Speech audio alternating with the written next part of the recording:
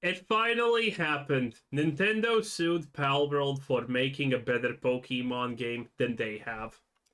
Nintendo is suing Pocketpair for making a better Pokemon game than they could ever make. Hello, everybody, and welcome to the channel. So we've got a lot to cover in this video. We've also got a reaction from Pocketpair, or from Palworld itself, about this lawsuit which is going to hit them from Nintendo. But essentially, this is a patent dispute, and Nintendo are saying systems in Palworld are apparently owned by Nintendo, and Nintendo want to claim damages. It isn't a copyright issue, so they're not saying that the pals look similar to the Pokemon. They ain't even gone down that route. They're actually going in and trying to make the claim that I mean, we don't actually know what the systems are, which is insane when you think about it, because they've not actually even said. But you know, maybe it's as simple as There's no way they actually own some kind of evolution system or the Pokeball system, right? capturing a animal in a ball. So that's our patent. You can't do that. This actually reminds me of, I think it's Warner Brothers, right? With the Nemesis system. Or correct me if I'm wrong in the comments below, guys, but I think it might be, because the Shadow of Mordor games, they had this Nemesis system, which was awesome in the game, but they patented it, so it couldn't actually be applied to other games. It's super annoying. I think it's similar, possibly. This is what all the big game companies do. They create a system that's barely usable, and then they're like, now we own this. To the play of the game system in Overwatch. That might be owned by Activision, because it was something to do with the kill cam in Call of Duty, and it's a similar type of system, something like that. Again, don't quote me on that, but it's really annoying that these things actually get locked down with patents, because, I mean, they'd be pretty good in other games. Anyway, let's break all of this down, because it is friggin' insane. Nintendo are once again back on the warpath, suing everybody in sight. Let's just see what they say. So this is Classic Nintendo doing Nintendo things. What can I say? the official PR release of the lawsuit. So this was on September the 19th, 2024. Filing lawsuit for infringement of patent rights against Pocketpair Inc. Now remember, this is a patent. It is not a copyright. Copyright would be, hey, you've copied the Pokemon. Patent is a system in the game. So it's something that they are claiming they control, that Pocketpair has ripped off. So this is what they say. It's pretty much effectively the same thing, by the way. Nintendo Co. Limited, together with the Pokemon Company, filed a patent infringement lawsuit in the Tokyo District Court against Pocketpair Inc. on September the 18th, 2020. The easier way to explain this is a trademark is you have a Pokeball and no one's allowed to make another Pokeball, right? But the patent is effectively the concept of a Pokeball. 24. The lawsuit seeks an injunction against infringement and compensation for damages on the ground that Palworld, a game developed and released by the defendant, infringes multiple patent rights. Nintendo will continue to take necessary actions against any infringement of its intellectual property rights, including the Nintendo brand itself, to protect the intellectual properties it has worked hard to establish over the years. So what I find interesting about that is they do say they'll take any actions to protect their intellectual property. Now, we know this is it's a patent issue. It's not a copyright issue. They're not saying you've stolen Pikachu and put him into a game, right? Because they haven't done that, but they've obviously taken very strong, let's say, inspiration from Pokemon. But Nintendo are not even going after that, because they can't even stand up. You know, that just obviously won't stand up in court. Nintendo have obviously got a lot of lawyers. I don't know what's going on with my camera. Nintendo have got a lot of lawyers. They're going to go in, and they typically have got a history of going in on people. I mean, I remember the days of Nintendo going in on YouTubers for literally making videos on their game, and they had this whole insane. Oh man, that was classic Nintendo. By the way, they still do that, as much as I understand. People just have switched away from actually covering Nintendo things because they don't want to get struck by them, which is really sad. System where you had to, like, you were like part of their. Oh, and a huge reason why they are not actually going after, you know, the idea that Palworld has like the equivalent of a Pikachu is, well, it's actually really hard to prove. A rat that shoots lightning, believe it or not, is not a unique concept in the slightest, okay? And a lot of the Pikachu, not Pikachu, but not a lot of the Pokemon stuff is inspired by real world things that exist. And you can't copyright that, obviously. Content. So as long as it's not a one-for-one blatant thing, it's gonna probably be fine. Network, and they took revenue from the videos. It was actually insane. Maybe it's a very Japanese approach to these things. I don't know, but it was insane, and it's typical Nintendo. But anyway, they're going in on Palworld, and Palworld have responded, and this is what they say. So I'm going to bring this up here, and they say, regarding the lawsuit, yesterday, a lawsuit was filed against our company for patent infringement. We have received notice of this lawsuit and will begin the appropriate legal proceedings and investigations into the claims of patent infringement. At this moment, we are unaware of the specific patents we are accused of infringing. My guess is going to be the Pokeball. But you see, Pokeballs are... It's a patent, so it's pretty hard, okay? Listen, the real life with patents is really complicated, okay? Maybe Palworld can literally get away with the Pokeball if that's even in the lawsuit. We don't know yet, right? Maybe they can get away with that just by saying, oh yeah, you throw it on an enemy that's weakened, and then it has like this bar that fills, and if it doesn't fill, well, it just gets out. And since there's the bar, but Pokeballs don't have that thing, well, it's different. And that may be actually enough to save them. Don't know, not a lawyer, but things like this do happen a lot.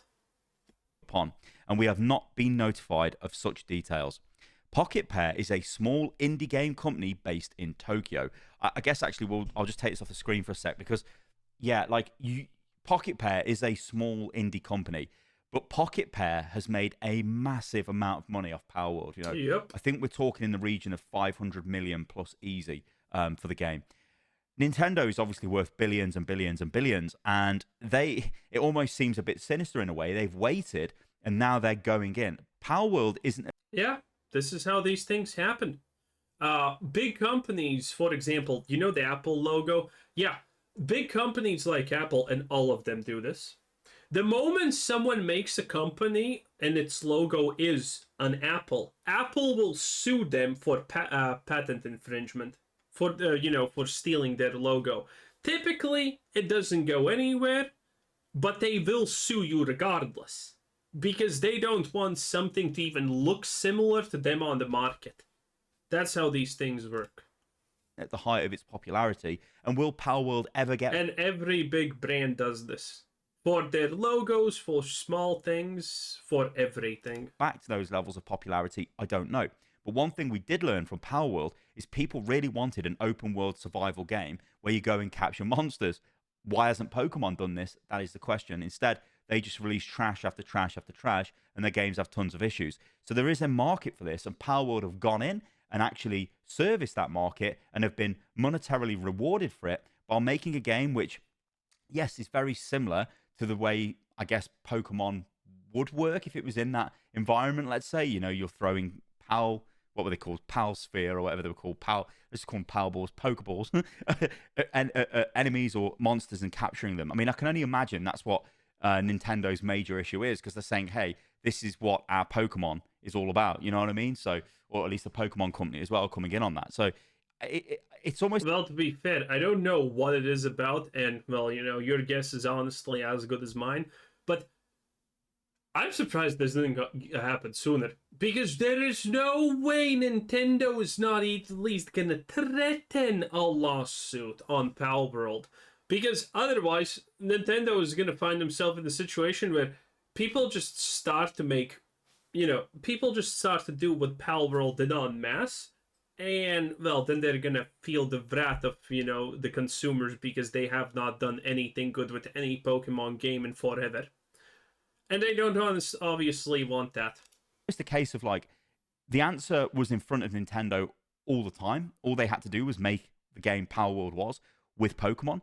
I mean, I don't even know why this lawsuit exists, because if you were Nintendo and you didn't have this game under development and you were the Pokemon company, you'd say, oh Lord, look how popular this game is. We're going to make a Pokemon version of this. Everybody will buy it because it's got our IP in it. That's what they should have done. Instead, it's typical Nintendo. They're probably gonna do it at some point, honestly.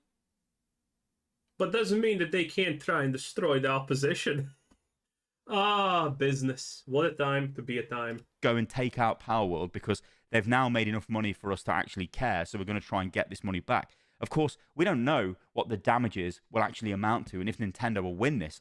Japanese courtrooms are notorious as well for backing big corporations, especially when they're Japanese corporations. So I don't know where this goes. It's probably going to be bad news for Palworld. Anyway, let's bring this back up and carry on. So they go on to say, Pocketpair is a small indie game company based in Tokyo. Our goal as a company has always been to create fun games. We will continue to pursue this goal.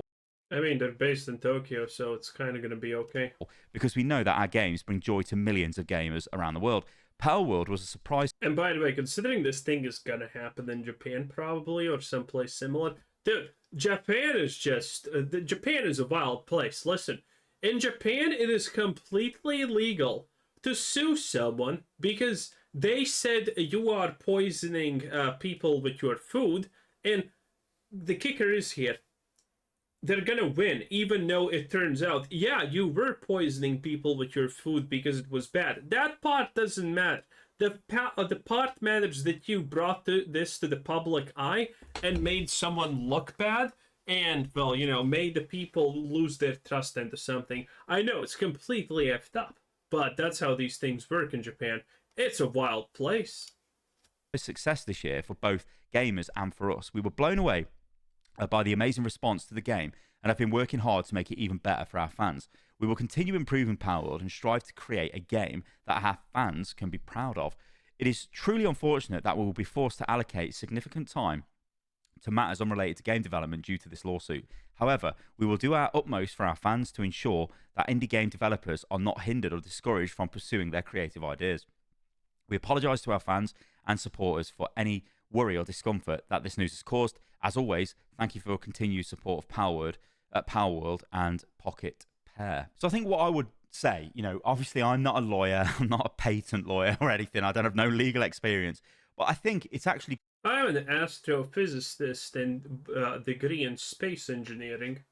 Quite telling that they're going after whatever the patented system is, right? And are trying to claim that's the issue instead of going in on the game for what it is. And I think that actually means Palworld is probably legally distinct enough from Pokemon that they couldn't actually go after that. Yet somebody at Nintendo still wanted to take them down. And let's be real, Palworld is literally monsters with guns, right? And you build a base and then you can, you know, capture the monsters, they level up, they got different abilities, you know. It's just fun, right? It's just a stupid fun time, but it shows you that people want a game where you can go out and capture monsters and also want it in a survival environment. And this shows people want a cute version of slavery. Nice. I just can't get my head around why Nintendo haven't gone, you know what? We want to go and make this. Let's just do it now with Pokemon.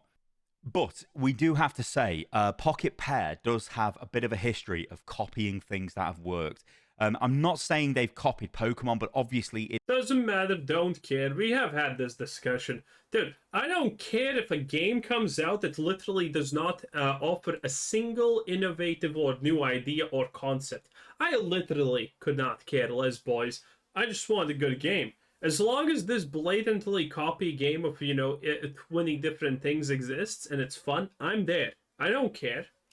It is a heavy inspiration for what they've done. And I think it's totally fine. And I do think what they've created is distinct enough to actually, you know, be classed as like it isn't copyright infringement, which obviously it isn't, because if it was, Nintendo would be going in on that like crazy. Instead, they're having to go for some obscure patented system, which is probably, like I said, it's probably just capturing... Nah, Digimon. I'm pretty sure when Digimon came out, Pokemon got also mad, but nothing happened.